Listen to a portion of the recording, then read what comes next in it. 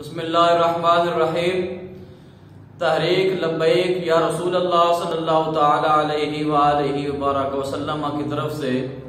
جو 16 فروری کی dead line تھی اور 17 فروری کو لانگ مارچ کا دھرنے کا اعلان تھا، ایک کال تھی کہ بلا حافظ سعد حسین rizvi آپ کی طرف سے، تو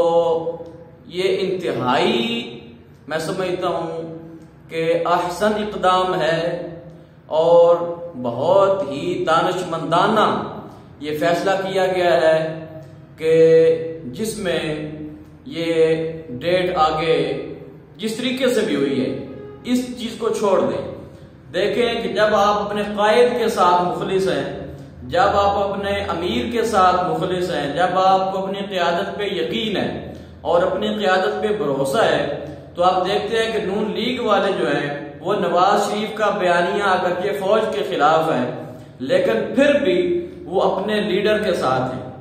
اور عمران خان کے جو کارنامے ہیں، جو مہنگائی ہو رہی ہے، جو بے روزگاری کی شرح میں ہر آئے دن اضافہ ہو رہا ہے، اس کے باوجود لوگ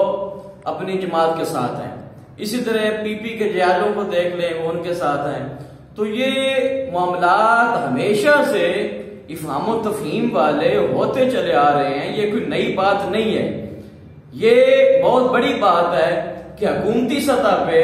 ظاہر ہے کہ انہوں نے تحریک لبیک کو کوئی ہلکا نہیں لیا، لائٹ نہیں لیا، اسی لیے تو مذاکرات کر رہے ہیں، اس لیے بات چیت چل رہی ہے۔ جب بات چلتی ہے تو پھر اس کے نتائج ہوتے ہیں اور پھر اس کے انشاءاللہ دورست نتائج ہوں گے۔ تو لہذا یہ ایک بہت بڑا امتحان ہے، میں سمجھتا ہوں کہ ہمارے تحریک لبیک پاکستان کے جو کارکنان ہیں، جو عہدیداران ہیں، جو ذمہ داران ہیں، ان کے اوپر ایک بہت بڑی ذمہ داری عائد ہو رہی ہے کہ ایسے موقع پر انہوں نے اپنی قیادت کا ساتھ دینا ہے یا انہوں نے دائیں بائیں کیچے میں گویوں پہ لگ کر جو ہے وہ قیادت کے خلاف انگلیاں کھڑی کرنی ہے۔ تو ظاہر ہے کہ یہاں بہکایا جائے گا، لوگوں کو پھسلایا جائے گا، لوگوں میں انتشار ڈالنے کی کوشش کی جائے گی، افتراق ڈالنے کی کوشش کی جائے گی، اور کہا جائے گا اور کہا جانے لگا ہے کہ یہ ناکام ہو گئے، یہ بزدل ہیں، یہ ڈر گئے، انہوں نے جو ہے وہ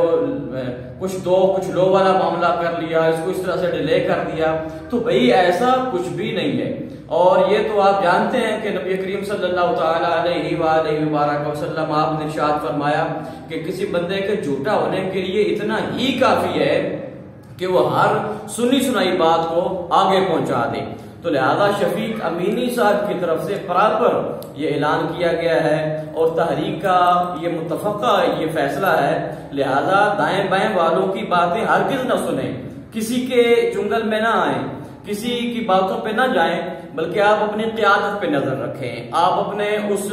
جو ماٹو ہے، جو ایم ہے، جو کاز ہے، اس کو آپ فالو کریں، اس پہ آپ فوکس رکھیں، اس پہ آپ توجہ دیں کہ ہمارا مشن ہے، ہم اس پہ کام کر رہے ہیں، ہماری قیادت اس پہ کام کر رہی ہے۔